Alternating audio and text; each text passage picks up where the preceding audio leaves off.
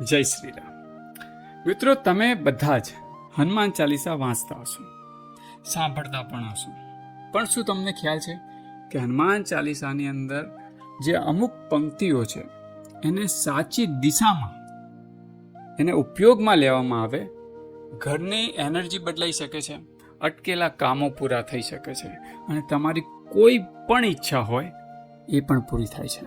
પણ અહીંયા 99% લોકો એક ભૂલ કરે છે અને પછી કહે છે કે અમે બધું જ કર્યું પણ કંઈ થયું નહીં. તો મિત્રો, આજે હું તમને એવી જ લાઈનો વિશે જણાવીશ કે એ લાઈનનો કયા ડાયરેક્શનમાં ઉપયોગ કરવાથી એ તમારા ઘરની એનર્જી, તમારા મનવાંછિત ફળની પ્રાપ્તિ કરાવે છે. તો મિત્રો, હું છું રોહાન ત્રિવેદી, કષ્ટભંજન ન્યુમરોલોજીમાં તમારું સ્વાગત કરું છું. મિત્રો, ચેનલ પર નવા હોય તો ચેનલને સબસ્ક્રાઇબ કરી લેજો, વિડીયો વધારે ને વધારે શેર કરો, કારણ કે આવા જ અવનવા વિડીયો અમે તમારા માટે લાવતા રહીએ છીએ. આ ચેનલ ઉપર ઘણા બધા ઉપાયો જાણવા મળશે, સાથે સાથે ન્યુમરોલોજીનું પણ તમને જ્ઞાન મળશે. તો પછી રાહ શેની જોવાની, હમણાં બેલ આઇકન ઉપર ક્લિક મારો અને ચેનલને સબસ્ક્રાઇબ કરી લો. તો ચાલો મિત્રો, વિડીયોમાં આગળ વધીએ. મિત્રો, સૌ પ્રથમ હું તમને કહી દઉં કે આ કોઈ અંધવિશ્વાસ નથી. હનુમાન ચાલીસાની અંદર દરેક લાઈનની એનર્જી એટલી પાવરફુલ છે, એટલી સકારાત્મક છે, એ કંઈ પણ કરી શકે છે. બસ એટલું જ કે એને કઈ રીતે ઉપયોગ કરવાનો એ તમારું જીવન પણ બદલી શકે છે. મિત્રો, તમે બધા જ જાણો છો કે ઘરમાં 4 ખૂણા હોય છે, એટલે કે 4 દિશા હોય છે અને વચ્ચે એક સેન્ટર હોય છે. હનુમાન ચાલીસાની પંક્તિની જો યોગ્ય લાઈનને યોગ્ય દિશામાં મૂકો અથવા રાખી દો તો તમે જોશો થોડા જ ટાઈમમાં તમારા કામો બનવા લાગશે. પણ આની એક શરત છે કે આ જે પણ કરો એ સંપૂર્ણ શ્રદ્ધાથી, વિશ્વાસથી અને હનુમાનજીને સમર્પિત થઈને કરવું પડશે. જેટલી હનુમાનજીની અંદર સમર્પિતતા તમારે રાખશો એટલી જ આ વસ્તુ તમારી કામ કરશે. તમારે હનુમાનજીને સમર્પિત થવું જ પડશે. સાથે એક નોંધ લેવાની કે તમારે ધીરજ પણ રાખવી પડશે. હવે કેટલા લોકોનો પ્રશ્ન હશે કે દિશા કઈ રીતે જોવી, ખૂણા કઈ રીતે જોવા? તો હવે જુઓ, આપણે ડિજિટલ બધા જ થઈ ગયા છે. ફોનની અંદર દરેક વસ્તુ આપણને મળી જ જાય છે. તમારે પ્લે સ્ટોરમાંથી વાસ્તુ કંપાસ ડાઉનલોડ કરવાનું છે અને ઘરના સેન્ટરમાં ઊભા રહીને એ વાસ્તુ કંપાસને મૂકવાનો છે. તમારી બધી દિશાઓ વિશે અંદર જણાવી લે છે. ઈસ્ટ, સાઉથ, વેસ્ટ, આ દરેક દિશાઓ વિશે તમારે જણાવશે અને એ પછી તમારે પેનથી ટીક કરી દેવાનું કે આ જગ્યા પર મારી આ દિશામાં મારું આ વસ્તુ છે, આ દિશામાં આ વસ્તુ છે. એટલે તમને ખ્યાલ આવે કે તમારા ઘરની દિશા કઈ થાય છે. મિત્રો, ઘણી વખત એવું જોયું હશે કે ઘરમાં નેગેટિવિટી વધી જાય. કોઈ મહેમાન આવ્યું, ફંક્શન થયું ઘરમાં, અને જ્યારે ફંક્શન પૂરું થાય ને બધા જતા રહે તો આપણે ઘરમાં ઝઘડો થવા લાગે છે. ઘણી વખતે લોકો ગયા પછી આપણા કામ અટકી જાય છે, એવું પણ બને છે. અને ઘણી વખત એવું થતું હોય કે ઘરમાં આવો અને તમારું મૂડ ડાઉન થઈ જાય. આખો દિવસ તમે બહાર ફરો, તમે ફ્રેશ પડતા હોય, પણ જ્યારે ઘરમાં આવો એટલે મૂડ ડાઉન થઈ જાય, ઘરમાં આવું ના ગમે. તો એવામાં શું કરવું જોઈએ? તો તમારે એક પીળું કાગળ લેવાનું છે.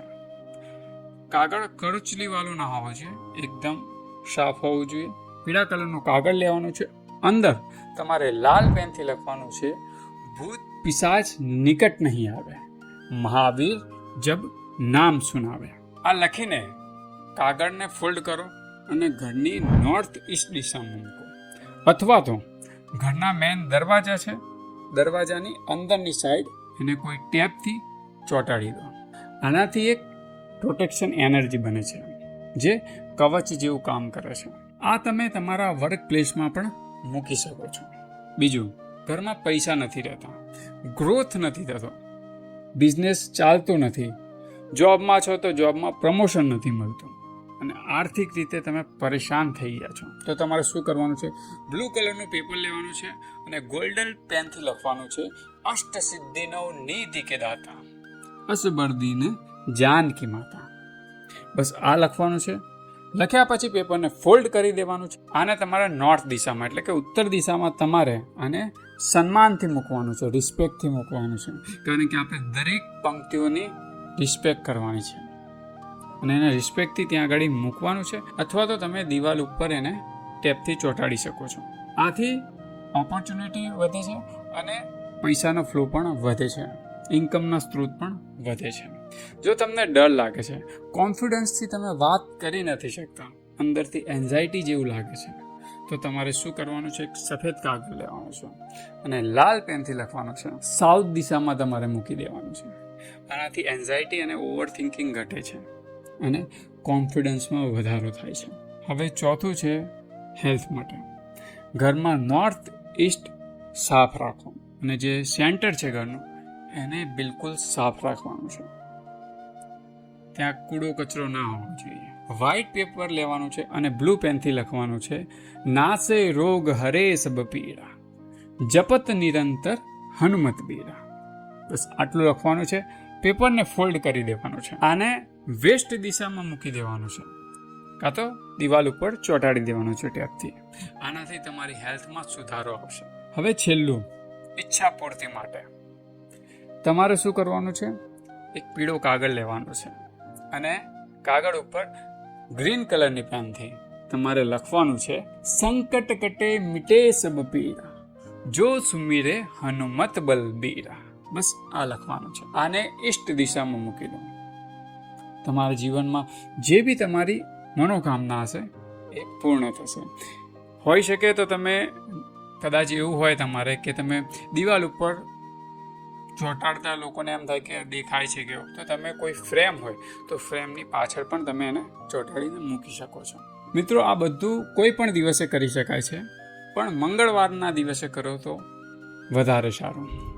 બીજી વસ્તુ એ કે ઘણા લોકો એમ કહેતા હોય કે અમે ફોલ્ડ કરવા નથી માગતા, તો કાંઈ વાંધો નહીં, તમે ખુલ્લું રાખીને પણ એ લાઈનને દિવાલ ઉપર ચોંટાડી શકો છો, અથવા તો કોઈ સારી ફ્રેમમાં મઢાઈને પણ એને મૂકી શકો છો. અને જો એમ ના તમારે દિવાલ ઉપર લગાવવું હોય તો તમે આ બધી જે પરચી છે જેમાં તમે લખ્યું છે એ બધીને એકઠી કરો, નાની ડબ્બીમાં તમારે મૂકવાની, અને જે ઘરનું મંદિર છે એની અંદર પણ તમે મૂકી શકો છો. ખાસ નોંધ એ લેવાની છે કે કાગળ સાફ સુથરો હોવો જોઈએ અને જ્યાં આગળ તમે ચોંટાડો છો ત્યાં આગળ બૂટ ચંપલ ના પડ્યા હોવો જોઈએ. આ વસ્તુનું ખાસ તમારે ધ્યાન રાખવાનું છે. બીજી વસ્તુ એ કે જે દિશામાં પણ તમે જે લાઈનને મૂકી છે એ લાઈનને તમારે રોજ જે 2 થી 3 વખત એ લાઈનનું સ્મરણ તમારે કરવાનું છે. શબ્દોમાં ખૂબ જ પાવરફુલ શક્તિ હોય છે. એને સાચી દિશામાં સાચી જગ્યાએ જો બોલવામાં આવે તો એ ખૂબ જ ઝડપી કામ કરે છે. તો મિત્રો, જો તમને વિડીયો ગમ્યો હોય તો લાઈક કરો, શેર કરો અને ચેનલને સબસ્ક્રાઈબ કરવાનું ના ભૂલતા, અને કમેન્ટ બોક્સમાં જય હનુમાન લખવાનું ના ભૂલતા. અને આવા જ ઇન્ટરેસ્ટિંગ વિડીયો સાથે ફરી વાર મળીશું. ત્યાં સુધી મને રજા આપશો. જય શ્રી રામ.